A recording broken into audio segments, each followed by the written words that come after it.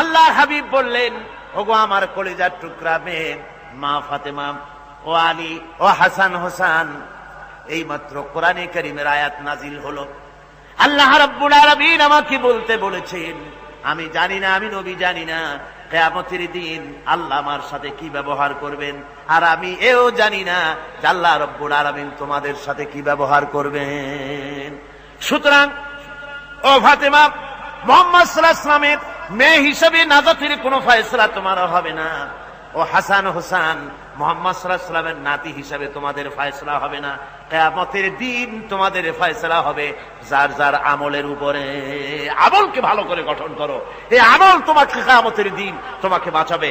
আমল তৈরি করো ভালো করে, আমার দোহাই দিয়ে নাজাত পাবে না, আমল তৈরি করতে হবে। কথা বুঝতে পেরেছেন? কথা বুঝে আসছে? আমার বন্ধুগণ, হযরত ফাতিমা রাদিয়াল্লাহু তাআলা আনহা ইন্তেকালের আগে, মরজে মওত যখন হলো, ইন্তেকালের আগে তিনি হযরত আলীকে, তার স্বামীকে ডেকে বলেন, প্রাণের স্বামী, আমার মওত যখন হয়ে যাবে বেশি লোককে খবর দিবেন না, অল্প লোকদেরকে জানাই আমার জানাজার ব্যবস্থা তাড়াতাড়ি করে মাদফুন করে আমাকে দিবেন। গভীর রাত্রে হযরত ফাতিমা রাদিয়াল্লাহু তাআলা আনহা ইন্তেকাল করলেন। কিছু সংখ্যক সাহাবীদের কাছে খবর দিয়া অল্প সময়ের ভিতরে জানাজার ব্যবস্থা করা হলো। হযরত আবু যর গিফারী রাদিয়াল্লাহু তাআলা আনহু কবরের ভিতরে নেমে গেলেন। কবরের ভিতরে নেমে গিয়া হযরত আবু যর বলেন, রে কবর, তোর ভিতরে আজকে কাকে রাখবো, তুই কি তা জানিস নাকি? কোনো জবাব আসে না। হযরত আবু যর বলেন, কবর রে, তোর ভিতরে আজকে যাকে রাখবো তিনি হতেছেন হযরত ইমাম হাসান হোসেনের মা, বেহেশতের সমস্ত জওয়ানদের সরদার হবেন যারা, সেই দুইজনের মা তোর ভিতরে রাখবো, খবরদার বেয়াদবি করবি না।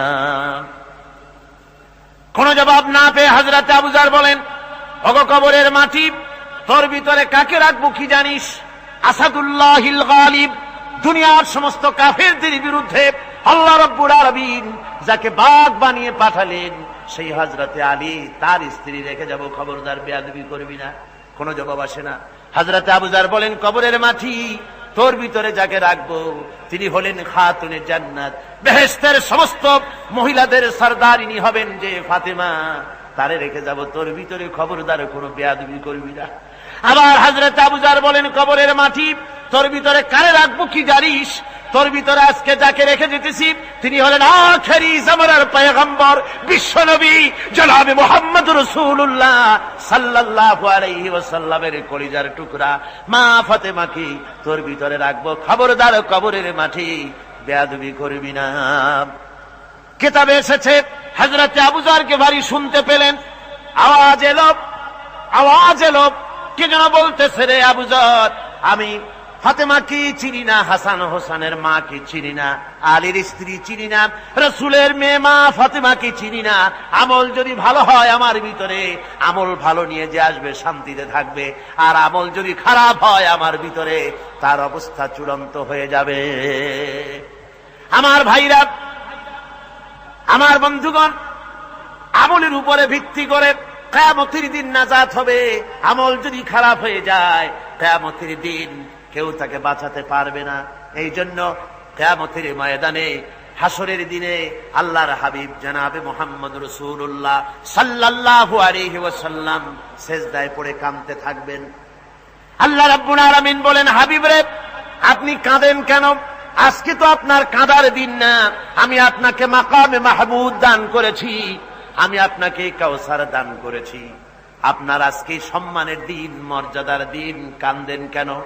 আল্লাহর হাবিব বলবেন, রব্বুল আলামিন, মাকামে মাহমুদ পেয়েছি, কাউসার পেয়েছি, কান্দি এই জন্য আমি দেখতে পাচ্ছি আবার সামনে দিয়া ফেরেশতারা আমার উম্মতগুলি জাহান্নামের দিকে নিয়ে যায়। আল্লাহ রাব্বুল আলামিন বলবেন, ওগো আমার হাবিব, আমি আপনাকে ক্ষমতা দিলাম, আপনার জান্নাতি উম্মতগুলি আপনি বেছে নেন।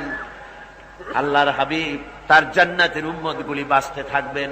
হযরত আয়েশা বলেন, ইয়া রাসূলুল্লাহ, কিয়ামতের ময়দানে লক্ষ কোটি কোটি মানুষের ভিতরে আপনার জান্নাতি উম্মত আপনি চিনবেন কি করে?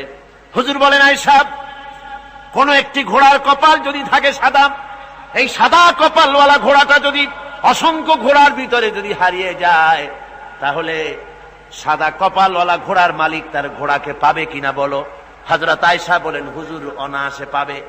আল্লাহ রাব্বুল আলামিনের হাবিব বলেন, আয়েশা রে, কিয়ামতের ময়দানে আমার যেই উম্মতেরা নামাজি ছিল, দিনদার ছিল, পরেজগার ছিল, দুনিয়ার বুকে ঈমান নিয়ে যারা চলাফেরা করেছে, আমার দিন কায়েমের আল্লাহর দিনের জন্য যারা কাজ করেছে, ওদের চেহারা নূর চমকাতে থাকবে, ঈমানের নূর কিয়ামতের দিন চমকাতে থাকবে।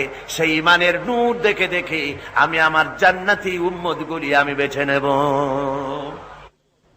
হযরত ফাতিমা রাদিয়াল্লাহু তাআলা আনহাকে রাসূলুল্লাহ সাল্লাল্লাহু আলাইহি নবীজি বলেছেন, কন্যার পিতাদেরকে গালি দিও না। অনেকে টিটকারি করে, বারবার মেয়ে হয় ছেলে একটাও হয় না, সেই জন্য টিটকারি বুটকারি করে। আল্লাহ নবী বলেছেন, মেয়ের পিতাকে গালি দিও না, ঠাট্টা করো না, যেহেতু আমি মুহাম্মদ রাসূলুল্লাহ সাল্লাল্লাহু আলাইহি ওয়াসাল্লাম, আমি মেয়েদের পিতা, আমি নিজে মেয়েদের পিতা। খবরদার মেয়েদের পিতাকে গালি দিও না। রাসূলুল্লাহ বলেছেন, আকাশের নিচে জমিনের উপরে খাদিজার মতো মহিলা আর নাই। সেই হযরতে খাদিজা রাসূলের 4টি মেয়ে পেটে ধারণ করেছিলেন। সুবহানাল্লাহ। মেয়ের প্রতি রাসূলুল্লাহ যথেষ্ট মহব্বত করতেন, মেয়েকে খুব ভালোবাসতেন হুজুর সাল্লাল্লাহু আলাইহি ওয়াসাল্লাম। হুজুরের কলিজার টুকরা ছিলেন মা ফাতিমা রাদিয়াল্লাহু তাআলা আনহা। হুজুর যখন কোথাও যেতেন, সকলের শেষে দেখা করতেন ফাতেমার সঙ্গে, আর বিদেশ থেকে সফর করে এসে সকলের আগে দেখা করতেন ফাতেমার সঙ্গে। সুবহানাল্লাহ। রাসূলুল্লাহ আরো বলেছেন, তোমরা যখন বাজারে যাবে বা ব্যবসা করতে যাবে বা বিদেশে যাবে, আসার সময় যে সব হাদিয়া নিয়ে আসো। আমরা যখন বাইরে যাই, বাজারে যাই, কিছু হাদিয়া আনি না, জামা কাপড় চকলেট ইত্যাদি আমরা আনে থাকি। রাসূলুল্লাহ বলেছেন, হাদিয়াগুলি তোমরা যারা বিদেশে যাও, বাজারে যাও, হাদিয়া আনবে, আর এনে ঘরের মধ্যে ঢুকে তা শুরু করবে মেয়েকে দিয়ে। প্রথমে দেবে মেয়েকে। সুবহানাল্লাহ। মেয়ের মর্যাদা ইসলামে সব চাইতে বেশি। কোন যুগে? যে যুগে মেয়ে হলে পরেই মাটির নিচে ঘেরে রাখতো, আছাড় মেরে মেরে ফেলে দিত। বেআইয়ি যামবিন কুতিলাত, কোন অপরাধে তাদেরকে হত্যা করা হলো। আল্লাহ পাক কোরআনে কারীমের মধ্যে বলেছেন, তাদের অপরাধ আর কিছু না, তারা নারী, এই জন্য তাদেরকে মেরে ফেলা হতো। রাসূলুল্লাহ তাদের ইজ্জত দিলেন। সুবহানাল্লাহ বিহামদিহি। রাসূলুল্লাহ সম্মান দিলেন, ইজ্জত দিলেন তাদেরকে। কন্যা হিসাবে নারীর এই মর্যাদা। ফাতেমাকে রাসূল এত ভালোবাসতেন, ইন্তেকালের সময় হযরত ফাতেমা কাঁদতে কাঁদতে বেহুশ হয়ে যাওয়ার উপক্রম হয়ে গেছে। রাসূলুল্লাহ হযরত ফাতেমাকে ইশারা দিলেন। হযরত ফাতেমা তার কান নিয়ে রাসূলুল্লাহর মুখের কাছে লাগাই দিলেন। আল্লাহ নবী কি যেন বললেন কানে কানে, হযরত ফাতেমার কান্না বন্ধ হয়ে গেল। হযরত আয়েশা বলেন, মা, রাসূলুল্লাহ তোমার কানে কানে কি বলল আর তোমার কান্না বন্ধ হয়ে গেল? হযরত ফাতেমা বলেন, ইয়া আম্মা জান, আমার আব্বা আমার কানে কানে বলল, মা ফাতেমা তুই কাঁদিস না, তোর কান্না আমার বরদাস্ত হয় না, তোমাকে কাঁদতে হবে না। আমি তোমাকে সুসংবাদ দিয়ে যেতেছি, আমি মরে যাওয়ার পর সর্বপ্রথম তোমার সাথে আমার দেখা হবে। রাসূলুল্লাহর এই ভবিষ্যৎবাণী হযরত ফাতেমা বুঝতে পেরেছেন যে হুজুরের ইন্তেকালের পরে আমার বেশি দেরি হবে না, আমিও তাড়াতাড়ি হুজুরের সাথে শামিল হতে পারবো। হুজুরের ইন্তেকালের 6 মাস পরই হযরত ফাতেমা রাদিয়াল্লাহু তাআলা আনহা ইন্তেকাল করেছিলেন। কন্যা হিসেবে নারীর মর্যাদা ইসলাম অনেক অনেক গুণে বাড়িয়ে দিয়েছে। এই কন্যা শিশু, কৈশোর, যৌবন পেরিয়ে যখন যৌবনে তার বিয়ে হয়ে যায়, আল্লাহ রাব্বুল আলামিন তখন বলেন, ওয়া মিন আয়াতিহি আন খালাকা লাকুম মিন আনফুসিকুম আজওয়াজান লিতাসকুনু ইলাইহা ওয়া জাআলা বাইনাকুম মাওয়াদ্দাতান ওয়া রাহমা। আল্লাহ পাক বলেন, আমার নিদর্শনের ভিতরে এটিও একটি নিদর্শন যে আমি তোমাদের থেকে তোমাদের জোড়া তৈরি করেছি, তোমাদের স্ত্রীদেরকে তৈরি করেছি, তোমাদের সাথে তোমাদের স্ত্রীর ভালোবাসা সৃষ্টি করেছি, মহব্বত সৃষ্টি করেছি। এই মহব্বত আমি আল্লাহ তৈরি করেছি। আর যখন বুড়ো হয়ে যায় মানুষ, স্বামী স্ত্রী যখন বুড়ার বুড়ি হয়, তখন আর ভালোবাসা থাকে না, তখন ওই ভালোবাসা সহৃদয়তার করুণায় আমি আল্লাহ পরিণত করে দেই। বুড়ার জন্য তখন বুড়ি ছাড়া আর উপায় নাই, বুড়িরও আর বুড়া ছাড়া উপায় নাই। তখন ভালোবাসা কোনো বিশেষ কোন অক্ষ নিয়ে ভালোবাসা নয়, তখন একের উপরে অন্য একদম নির্ভরশীল হয়ে পড়ে। আল্লাহ পাক বলেন, এই অবস্থা আমি আল্লাহ সৃষ্টি করে দেই। সুবহানাল্লাহ বিহামদিহি। স্ত্রীকে রাসূলুল্লাহ কত ভালোবাসতেন। আল্লাহর নবী বলেছেন, আমার কাছে 3টা জিনিস প্রিয়, একটা হচ্ছে সুগন্ধি, একটা হচ্ছে নামাজ, আর একটা হচ্ছে স্ত্রী। সুবহানাল্লাহ। স্ত্রী আমার কাছে প্রিয়। হুজুর বলেছেন, তোমাদের মধ্যে সেই ব্যক্তি উত্তম যে ব্যক্তি তার স্ত্রীর কাছে উত্তম। আমি আমার স্ত্রীদের কাছে উত্তম ব্যক্তি। সুবহানাল্লাহ। রাসূলুল্লাহ স্ত্রীকে কত ভালোবাসতেন। বিশ্বনবী রাজনৈতিক কর্মকাণ্ড চালাচ্ছেন, যুদ্ধের দামামা বাজতেছে, চতুর্দিকে কত অশান্তি, সবকিছু চলছে, স্ত্রীর হক আদায় করতে ভুলে যাননি। রাতের বেলায় হযরত আয়েশার বয়স কম, তাকে নিয়ে রাসূলুল্লাহ একটু সুযোগ পেয়েছেন, বলছেন আয়েশা সব তো ঘুমিয়ে, চলো আমরা একটু দৌড়াই। ওই যে দূরে একটা জিনিস দেখা যায়, দৌড় দাও দেখি কি আগে যায়। দুজনে দৌড় প্রতিযোগিতা করলেন। দৌড় প্রতিযোগিতায় হযরত আয়েশা ফার্স্ট হলেন, হুজুর পিছনে পড়ে গেলেন। হযরত আয়েশা খুব আনন্দ করলেন যে আপনি কিন্তু আমার সাথে দৌড়ে পারলেন। পরবর্তী কিছু কাল যাওয়ার পর হযরত আয়েশা বলেন, হুজুর আজকে আবার বললেন যে চলো আয়েশা একটু দৌড়াই।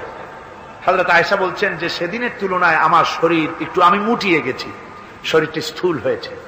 আমি আজকে দৌড়ালাম কিন্তু পারলাম না, রাসূল আগে চলে গেলেন। আমি হাঁপাতে হাঁপাতে যখন হুজুরের কাছে চলে গেছি, হুজুর তখন মুস্কি হেসে আমাকে বললেন, আয়েশা ওই সেই দিনের জবাব আজকে দিয়া দিলাম। সুবহানাল্লাহ বিহামদিহি, সুবহানাল্লাহ বিহামদিহি। বিশ্ব নবী কত বড় আদর্শ বিশ্ব মানবতার জন্য। তিনি বলেছেন, আরাফাতের ময়দানে রাসূলুল্লাহ বলেছেন, তোমরা যেমন পড়বে তোমার স্ত্রীদেরকে তেমন পড়াবে, তোমরা যেমন খাবে তোমার স্ত্রীদেরকে তেমন খাওয়াবে, স্ট্যান্ডার্ড মেনটেন করবে। তুমি ভালো দামের কাপড় পরবে, স্ত্রীকে খারাপ দিবে তা নয়। অধিকার দুজনেরই সমান, স্বামী এবং স্ত্রী সমান অধিকার। কিন্তু আমরা তা বুঝতে পারি না, বুঝতে চাই না। আমরা অনেকে মনে করেছি বিয়ে যখন করছি তখন আমি তো নওয়াবজাদা নসরুল্লাহ খান, আর বউ তো কেনা দাসী। না, সে কৃত দাসী নয়, তার মর্যাদা আছে, তার সম্মান আছে, তার সম্মান আপনাকে দিতে হবে। রাসূলুল্লাহ দিয়েছেন, আপনাকেও দিতে হবে। রান্না বান্না হতে দেরি হয়, কত গালাগালি শুনতে হয় নারীকে।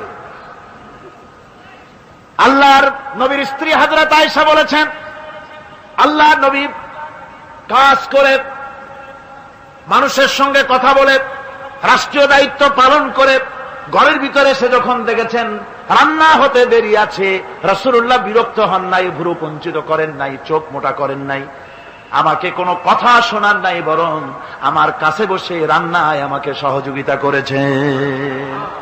সুবহানাল্লাহ বিহামদিহি। এই হলো আল্লাহর রাসূল, এই হলো বিশ্ব নবী। স্ত্রীর সঙ্গে কি মুহাব্বত! সুবহানাল্লাহ বিহামদিহি। হুজুর মুহাব্বত করতেন স্ত্রীদেরকে। রাসূলুল্লাহর ঘরে দৌলত ছিল না, কিন্তু মুহাব্বত দিয়ে ভরা ছিল ঘরটা। হুজুরের ঘরে ফ্রিজ নাই, এসি নাই, হুজুরের ঘরে কার্পেট নাই, হুজুরের ঘরের মধ্যে জাজির নাই, তোশক নাই, বড় বড় কম্বল নাই, আরামের কোন জিনিস নাই, মডার্ন ইকুইপমেন্টস কিচ্ছু নাই, দৌলত নাই, কিন্তু মুহাব্বত দিয়ে ঘরটা ভরা। হযরত আয়েশা বলেছেন, আমি পানি পান করে, যখন আমি পানি পান করে গ্লাস রেখে দিতাম, আল্লাহর নবী তখন গ্লাসের সেই জায়গায় ঠোঁট লাগাতেন যেখানে আমি ঠোঁট লাগাইয়া পানি পান করেছি। আমি গোশত চিবোতাম, রাসূলুল্লাহ আমার হাত থেকে গোশত টুকরা নিয়া সেই জায়গায় চিবোতেন যেখানে আমি চিবুয়েছি। সুবহানাল্লাহ। আমার ভাইরা, রাসূল তার স্ত্রীদেরকে মহব্বত করতেন, স্ত্রীরাও রাসূলকে মহব্বত করতেন দারুণ ভাবে। একবার হযরত আয়েশা সিদ্দিকা রাদিয়াল্লাহু তাআলা আনহা হুজুরকে গোসল করাতে ছিলেন, মাথার উপরে পানি ঢালতেছেন, হুজুর একটা চৌকির উপরে বা একটা তক্তার উপরে বসে আছেন। গোসলের পানির ভিতরে রাসূলুল্লাহ দেখতে পেলেন রক্তের মতো কি যেন প্রবাহিত হয়ে যাচ্ছে। হুজুর জিজ্ঞেস করেন, আয়েশারে পানির ভিতরে রক্তের মতো কি দেখা যায়? হযরত আয়েশা বলেন, হুজুর আপনি যখন বসেছিলেন অসতর্ক মুহূর্তে তক্তার নিচে আমার একটা আঙ্গুল পড়েছিল, পায়ের আঙ্গুলটা ফেটে বোধহয় রক্ত বেরোতেছে। রাসূলুল্লাহ তাড়াতাড়ি করে উঠলেন আর ওই আঙ্গুলকে ব্যান্ডেজ করে দিলেন। রাসূলুল্লাহ বললেন, আয়েশা রে আঙ্গুল ফেটে গেছে, একটু আহাহু পর্যন্ত করলে না, এতক্ষণ তুমি কষ্ট করলে কেন? হযরত আয়েশা বলেন, ইয়া রাসূলুল্লাহ ওটা তো একটা পায়ের আঙ্গুল। আয়েশার কলিজাটা ফেটে যদি রক্ত বেরোতো রাসূলুল্লাহকে উঠতে বলতে আমি পারতাম না। কি মহব্বত রাসূলের সাথে।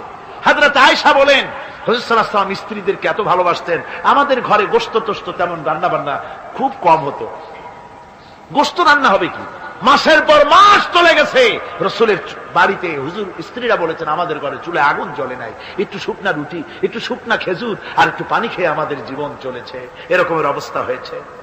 তারপরে এই অবস্থা চলেছে, এর মধ্যে যদি কখনো একটু গোশত আসছে, হুজুর যখন ছাগল ইত্যাদি ছাগল দুম্বা জবাও করেছেন, এই দুম্বার গোশত নিয়ে ছাগলের গোশত নিয়ে রাসূলুল্লাহ নিজে বেরোতেন। হযরত খাদিজার বান্ধবী কোথায় আছে খুঁজে ওই বান্ধবীর কাছে গোশত পৌঁছে দিয়ে আসতে। হযরত আয়েশা বলেন, একদিন আমার ঘুম ভেঙে গেল, দেখি হুজুর আমার কাছে নাই, গেলেন কোথায়? খুঁজতে খুঁজতে যায় দেখি মসজিদে নববীর ভিতরে হুজুর হাত তুলে বসে আছেন, মোনাজাত করতেছেন। আমি পেছনে গিয়ে হাত তুললাম, আমি শুনতে পাচ্ছি নবীজি দোয়া করছেন রব্বুল আলামিন কিয়ামতের ময়দানে যেদিন সন্তান তার পিতাকে ভুলে যাবে, মা তার সন্তানকে হারায় ফেলবে, ওই কঠিন হাসরের ময়দানে আমি যেন আমার খাদিজাকে হারাইয়া না যাই। মুনাজাতের শেষে হযরত আয়েশা বলেন, ইয়া রাসূলুল্লাহ, খাদিজার কথা আপনার এত কেন বারবার মনে পড়ে?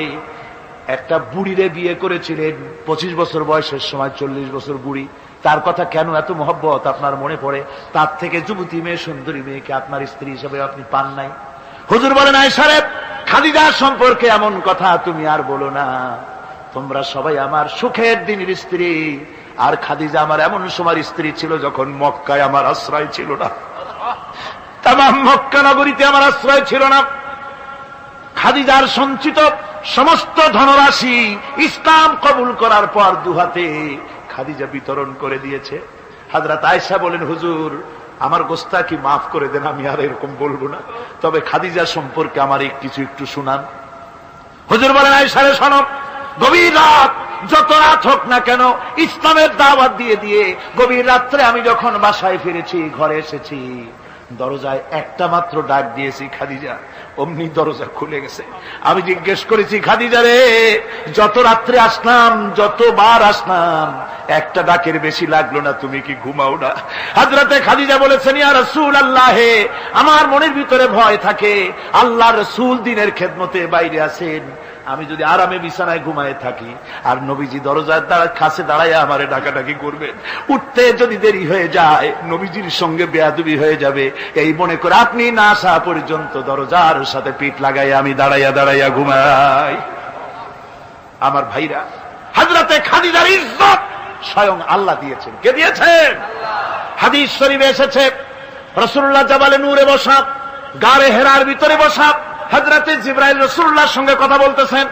একটু পরে হযরতে জিবরাইল বলেন, ইয়া রাসূলুল্লাহ, আমি আর এখানে বসবো না, আমি এখন চলছি, আমি দেখতে পাচ্ছি খাদিজা আসতেছে আপনার জন্য খাবার নিয়ে। খাদিজা যখন আপনার কাছে পৌঁছে যাবে, আপনি খাদিজাকে শুনায় দিবেন আল্লাহ রাব্বুল আলামিন খাদিজাকে সালাম জানাইছে। সুবহানাল্লাহ। রাসূলুল্লাহর কাছে হযরতে খাদিজা যখন আসলেন, হুজুর বললেন, খাদিজা, আজকে তোমার জন্য দারুণ সুখবর। বলে কি? বলে আল্লাহ পাক, জিবরাইল কেমন উঠে গেল আমার কাছ থেকে, জিবরাইল বলে গেল আল্লাহ তোমাকে সালাম বলেছে। হযরত খাদিজা কেঁদে ফেললেন, বললেন, ইয়া রাসূলুল্লাহ, আমার নারী জন্ম সার্থক, আল্লাহ আমাকে সালাম বলেছে, এর জবাব কেমনে দিতে হয় হুজুর আমি তো জানি না, আপনি আমার পক্ষ থেকে আল্লাহর সালাম কিভাবে দেওয়া লাগে আপনি দিয়ে দিন, আমি তো বুঝি না কেমনে আল্লাহর সালামের জবাব দেব। হুজুর বললেন, খাদিজা, শুধু আল্লাহ নয়, জিবরাইলও তোমাকে সালাম বলে গেছে। হযরতে খাদিজা বললেন, হযরত জিবরাইলকে আমার সালামের জবাবটা ওয়ালাইকুমুস সালাম বলেন। হযরত খাদিজার এই মর্যাদা ছিল। আমার ভাইরা, রাসূল পাক সাল্লাল্লাহু আলাইহি ওয়াসাল্লাম এভাবে মহব্বত করেছেন স্ত্রীদেরকে। সুতরাং স্বামী স্ত্রীর মহব্বত আল্লাহর জান্নাতি নিয়ামত। কি নিয়ামত?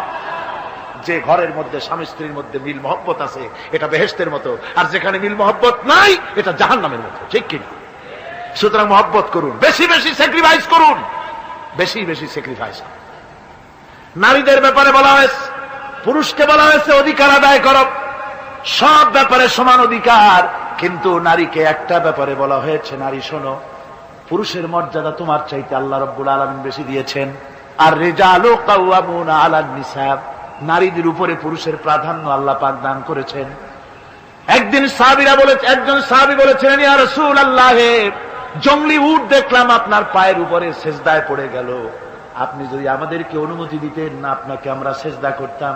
আল্লাহ নবী বললেন, মানুষ মানুষকে সেজদা করা এ পারমিশন যদি আমি দিতাম, তাহলে দুনিয়ার সমস্ত স্ত্রীদেরকে বলতাম তারা যেন তাদের স্বামীকে সেজদা দেয়। স্বামীর মর্যাদা এখানে বেশি। সুতরাং অধিকার সমান, কোনো সন্দেহ নাই, কিন্তু স্বামীর একটা আলাদা মর্যাদা আছে, সেই সম্মানও তাকে দিতে হবে। এরপরে এই সমান অধিকারের ভিত্তিতে স্বামী স্ত্রী চলতে থাকে, মাঝখানে আল্লাহ পাক তাদেরকে সন্তান দান করেন। আল্লাহ তাদেরকে, নারীকে লেখাপড়ার অধিকার দিয়েছেন, ইসলাম তাকে লেখাপড়ার অধিকার দিয়েছে, শিক্ষার অধিকার দিয়েছে। হযরত আয়েশা সিদ্দিকা রাদিয়াল্লাহু তাআলা আনহা শিক্ষয়িত্রী ছিলেন, হাফেজা ছিলেন, হাদিসের হাফেজা ছিলেন, কোরআনের হাফেজা ছিলেন, হাজার হাজার সাহাবায়ে কেরামদের তিনি ওস্তাদ ছিলেন। সুবহানাল্লাহ পড়েন। নারীদের ব্যাপারে অধিকাংশ মাসালা হযরত আয়েশা সিদ্দিকা রাদিয়াল্লাহু তাআলা আনহার অবদান। সুবহানাল্লাহ। নারী যুদ্ধ করেছে, যুদ্ধের ময়দানে নারীর অধিকার আছে। নারী চাকরি করতে পারবে, নারী ব্যবসা করতে পারবে, নারী লেখাপড়া করতে পারবে, নারী সেনাবাহিনীতে যেতে পারবে, নারী সব করতে পারবে, কিন্তু পর্দার মাধ্যমে। জনৈক সাহাবী ইসলাম গ্রহণ করার পরও রাসূলুল্লাহ সাল্লাল্লাহু আলাইহি ওয়াসাল্লামের কাছে অনুশোচনা করছিলেন তার কন্যা সন্তান নিজ হাতে হত্যা করার জন্য। আমাদের প্রিয় নবী এ কথা শুনে কেঁদে ফেললেন। একটা লোক গিয়ে কাঁদতেছিল মুসলমান হওয়ার পরও। হুজুর কয়, কান্দো কেন? কই যে এই যে আমার গুনাহ কি মাফ হয়েছে? হুজুর বলেন, হ্যাঁ মাফ হয়ে গেছে, কলেমা পড়ছো, মাফ হয়ে গেছে। কয় যে হুজুর আমি তো মারাত্মক গুনাহ করছি। বলে কি? বলে আমার একটা মেয়ে, সেই মেয়েটাকে নিয়ে আমি, ঘটনা লম্বা, আমি সংক্ষেপে বলতেছি, মেয়েটাকে ফাঁকি দিয়া তারে আমি মারবো, বুঝতে দেই নাই আমার বউরে। বললাম চলো বেড়াইতে যাই। মেয়েটা আমার সাথে সাজায় দিয়েছে, তার মা বেড়াতে নিয়ে যাবো এই কথা মনে করে। মেয়েটা কদ্দূর যায়, আবার আব্বা আব্বা বলে আমার দিকে ফিরে আসে, আবার পিছনে থাকে, আবার আব্বা আব্বা বলে জড়ায় ধরে। এইভাবে করতে করতে যখন নির্জন এলাকায় গেলাম, আমি পাহাড়ের পাশে গর্ত খোঁড়া আরম্ভ করলাম। গর্ত খুঁজি আর মাটি ছিটে এসে আমার দাড়িতে লাগে। বাচ্চা মেয়েটা আমার কাছে এসে দাড়ি দিয়ে ধুল ঝাড়ায় দেয়, কয় আব্বা তোমার দাড়িতে ধুল লাগতেছে, তুমি এই কষ্ট করতেছো কেন? মেয়ে তো বোঝে না যে আমি তার জন্যই কবর খুঁজতেছি। কবরটা খোঁড়া হয়ে যাওয়ার পর মেয়েটারে বান্ধা শুরু করলাম। মেয়ে এখন কাঁদতেছে, বাবা আমার বান্ধো কেন? আমি তারে বাঁধা জোরে ওর মধ্যে নিক্ষেপ করে দিলাম। মেয়েটা গর্তের মধ্যে বসে চিৎকার করে বলছে, আব্বা তুমি আমারে বাঁচতে দাও, আমি তোমারে বাপ বলে সমাজে হ্যাঁ করবো না, আমি ভিক্ষা করে খাবো, আমারে বাইরো না। লোকটি বলছি, ইয়া রাসূলুল্লাহ, আমার মনে দরদ আসলো না। আমি একটা পাথর উঁচু করে আমার মেয়ের বুক লক্ষ্য করে জোরে মেরে দিলাম। বুকটা ফেটে রক্ত ফিনকি দিয়ে উঠলো, আর মেয়ের বুক থেকে আওয়াজ বেরোলো, আব্বা। আমার কানে যেন এখনো সেই আওয়াজ বাজে। হাদিস শরীফে এসেছে, হুজুরের চোখের পানি দাড়ি ভিজে ভিজে জামার উপরে পড়তেছিল। হুজুর বললেন, আহারে, মানুষেও পারে এইরকম কাম করতে।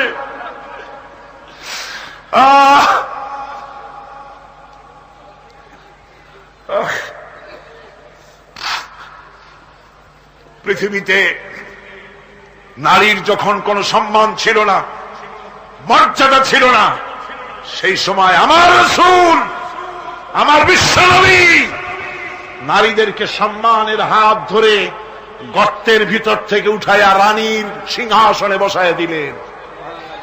সুবহানাল্লাহ। মায়ের মর্যাদা দিয়ে দিলেন। সুবহানাল্লাহ। নারীরা আমাদের মায়ের জাত। নারীরা আমার কি এর জাত? মায়ের জাত। আমার মা বোনেরা, তোমাদের সম্মান কত তোমরা জানো না। আমরা পুরুষ, আমাদের পায়ের তলে জুতা, আর তোমরা আমাদের মায়ের জাত। তোমরা নারী, তোমাদের পায়ের তলে আল্লাহর জান্নাত, আল্লাহর বেহেশতটা তোমাদের পায়ের তলে। এই সম্মান আল্লাহ তোমাদের দিয়েছে, নবী দিয়েছেন। সুবহানাল্লাহ। কর ভাইরা আমার, অধিকার ইসলাম দিয়েছে। বিবাহ যখন হয়, এই বিবাহের সময় এজেন্ট আনতে হয়। আর বিবাহ হচ্ছে বিবাহ বৈঠক। এজেন্ট আনার জন্য ওই যে কি জানি কয়, ম্যারেজ রেজিস্ট্রার বা মৌলবি সাহেব, কার অনুমতি আগে নেয়? বলেন কার অনুমতি? তাহলে অধিকার ইসলাম পুরুষে দিল না মেয়ে লোকের দিল? আগে মেয়ে লোকের কাছে যাও, মেয়েটাকে জিজ্ঞেস করো সেই বিবাহে রাজি আছে কিনা। সুবহানাল্লাহ পড়ে। এই বিবাহে রাজি আছি কিনা জিজ্ঞেস করো, তার অধিকারী বেশি। এরপরে এই বিবাহে করার ব্যাপারে কত বৈষম্য। আজ বিবাহ করতে গেলে যৌতুকের প্রথা এসেছে। রাসূলুল্লাহ যৌতুক দিয়েছিলেন, ওটা যৌতুক না, ওটা উপহার, ওটা হাদিয়া। রাসূলুল্লাহ তোহফা দিয়েছিলেন হুজুরের জামাই। সুবহানাল্লাহ, কি জামাই! এক জামাই তো জিন্নুর আইন, যাকে ফেরেশতারা পর্যন্ত লজ্জা করত যারে দেখে, হযরত উসমান রাদিয়াল্লাহু তাআলা আনহু। আরেকজন হযরত আলী কাররামাল্লাহু ওয়াজহাহু। হযরত আলী, যার সম্পর্কে রাসূল পাক সাল্লাল্লাহু আলাইহি ওয়াসাল্লাম যাকে কত সম্মান দিয়েছেন, কত মর্যাদা দিয়েছেন, এই হলো হযরত আলী হুজুরের জামাই। আনা মাদিনাতুল ইলম ওয়া আলিউম বাবুহা, আমি হলাম জ্ঞানের রাজ্য, আর আলী হলো সেই রাজ্যে প্রবেশের দরজা। সুবহানাল্লাহ। ভাইরা, এই হলো জামাই। আর মেয়ে খাতুনে জান্নাত, বিনতে রাসূল, বেহেশতের সমস্ত রমণীদের সরদারিনী মা ফাতিমাতুজ জাহরা রাদিয়াল্লাহু তাআলা আনহা। কি উপহার দিলেন বিয়েতে রাসূল! এই মেয়ে আর এই জামাই।